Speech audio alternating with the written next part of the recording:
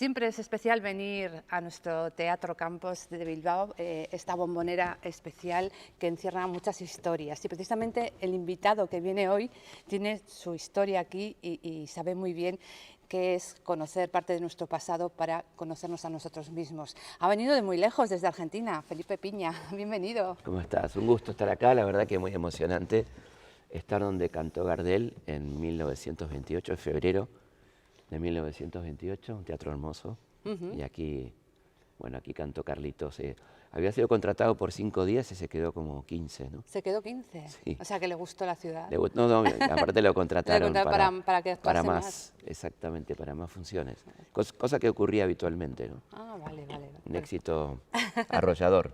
Bueno, porque Felipe no lo contaba al principio, pero él durante la pandemia ha tenido la oportunidad de escribir mucho, ha aprovechado, y ha venido aquí para hablarnos de uno de esos libros, que es el de Carlos Gardel. Él ha escrito más de 600 páginas. Sí, exactamente.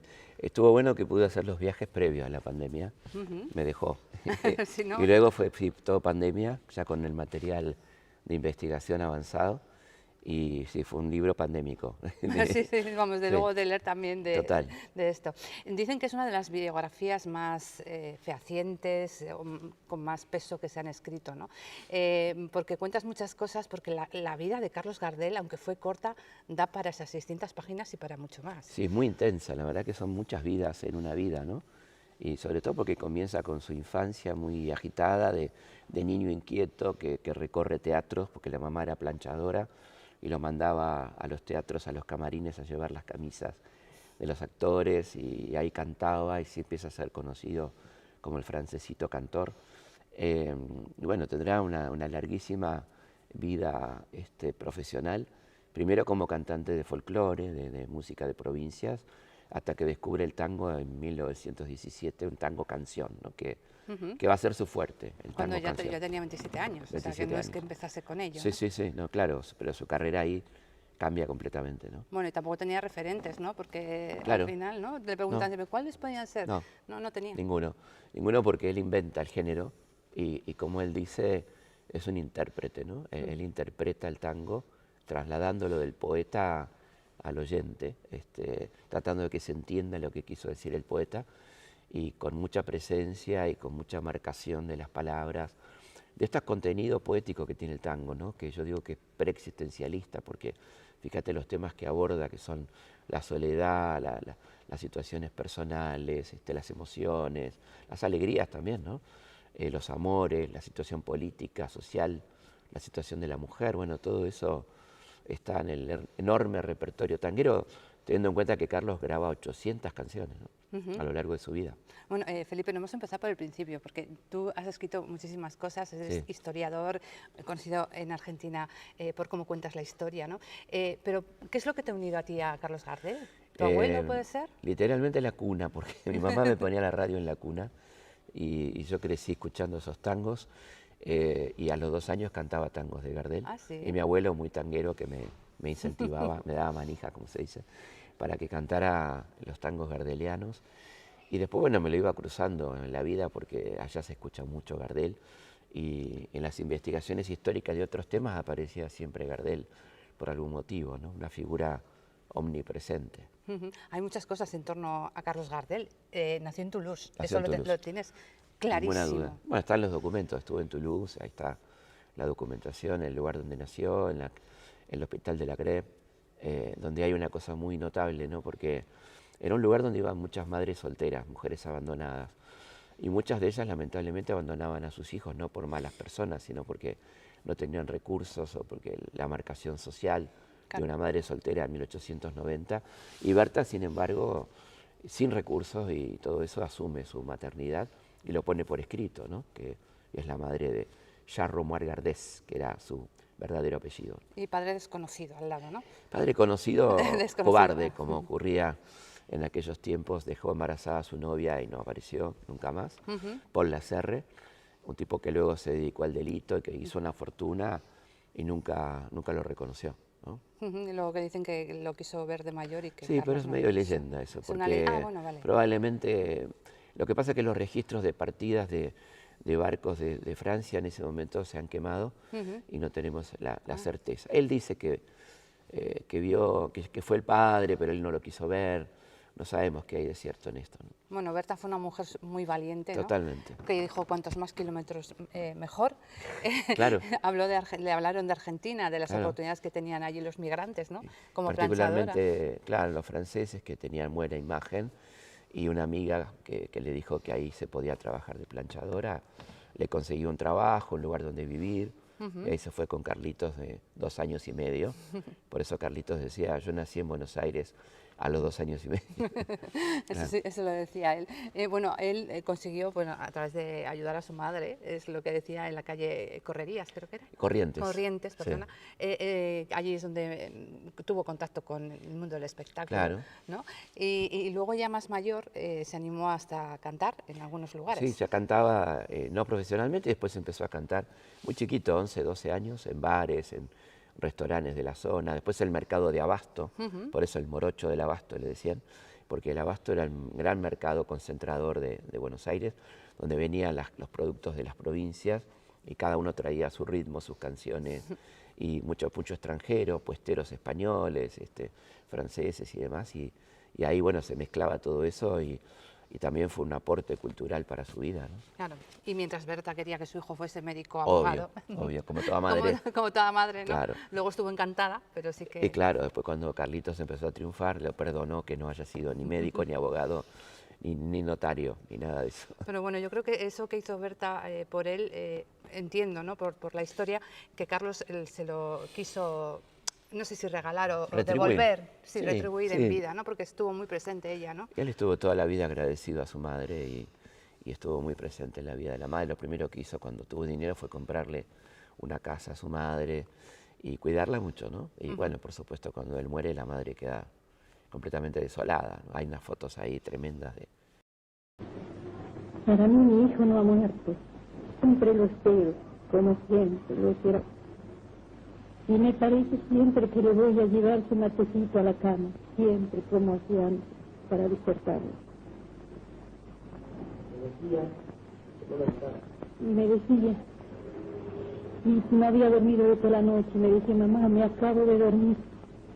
Y entonces yo le decía, Carlito, ¿por qué te levantas tan pronto? ¿No tenés otro momentito? Mira, mamita, me decía, otra media horita, si no te importa. de cuando se entera que murió Carlitos, ¿no?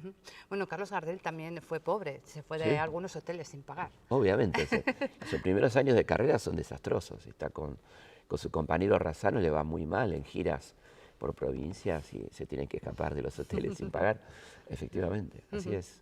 Bueno, luego ya consiguió, incluso él fue muy perfeccionista a la hora de cantar, ¿no? Sí. De Caruso le dio una serie de consejos. Sí, ¿no? sí, De que- conoce a Caruso Sí. accidentalmente en un barco rumbo a Brasil y en la cubierta de ese barco yo me imagino una escena muy Fellini, ¿no?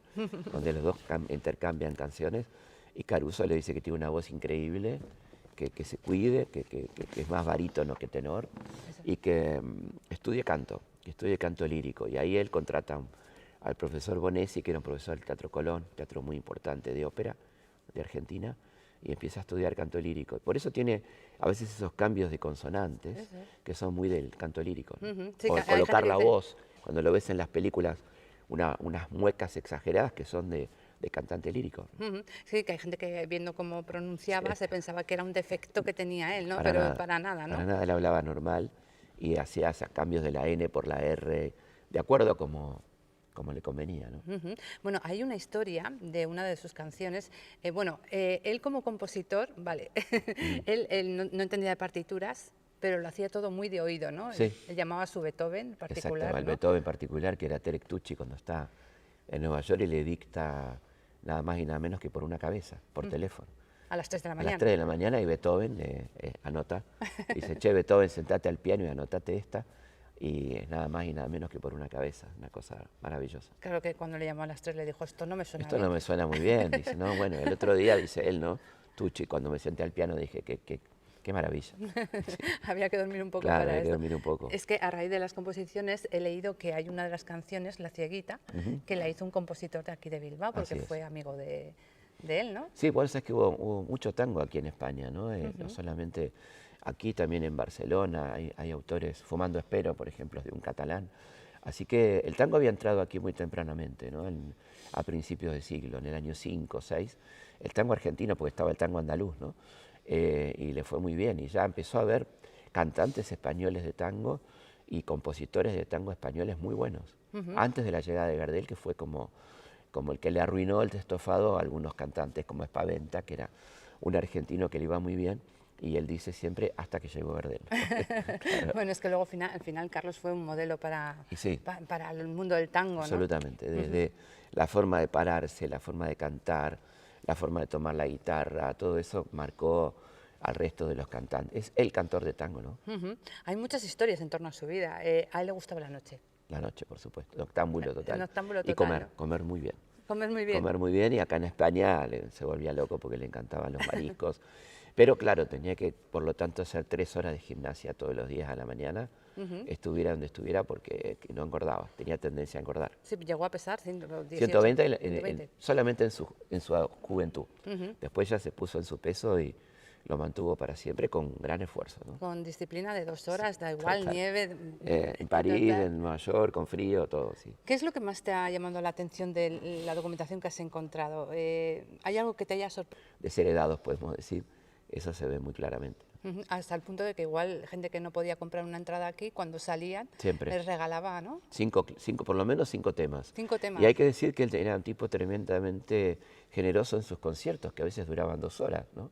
Con el esfuerzo que era cantar sin amplificación, y salía y lo estaba esperando otro teatro afuera Que no habían y podido que no había pagar. podido pagar, y él se subía o al techo de un auto o lo que sea, o a los balcones de los teatros, y cantaba 5 temas por lo menos, y la gente, bueno, volvía loca, volvía puedes loca. imaginar. Me imagino esa escena que Sí, sería sí. igual más bonito que dentro del teatro. O sea, No, más claro, emocionante. claro. No, hermoso, ¿no? Además que generalmente cuando llegaba y veía alguna situación, como pasó en Vitoria, él estuvo en Vitoria en el 26, antes de aquí, ¿no?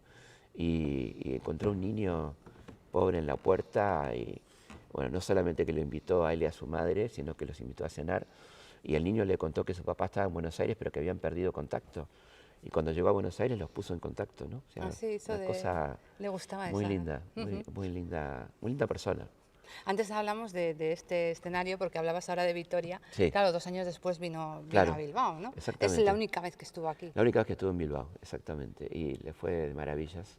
Bueno, hasta el Y- punto de que le alargaron, ¿no? Claro, y además, bueno, de aquí se fue a San Sebastián, y donde también le fue muy bien, y tuvo una gira española muy interesante. Llamó la atención lo de Vitoria porque había estado solamente en Madrid, y lo fueron a buscar de Vitoria, y ahí fue que vino al País Vasco, ¿no? Claro. Es que ahora nos imaginábamos el estar aquí en esta bombonera, que además... La cancha de Boca. La cancha del Boca. La cancha de Boca le dice la Bombonera porque tiene esta forma, también es como un estadio extraño, porque es un semicírculo, y la Bombonera, la histórica Bombonera. Tiene muchísima historia, además ha sido reformado en varias ocasiones y además yo creo que en esa época sería el teatro principal. Sí, teatro junto a la lírico, Ría, ¿no? claramente un teatro lírico, de zarzuela, seguramente, ¿no? Seguramente. Bueno, es que la historia, detrás de las paredes hay mucha historia que hay que... Y yo creo que siempre hay fantasmitas lindos en los teatros, ¿no? Porque han pasado tantas cosas y tanta energía que Notamos la uno energía supone de que cada- algo de esas presencias deben andar por aquí, ¿no?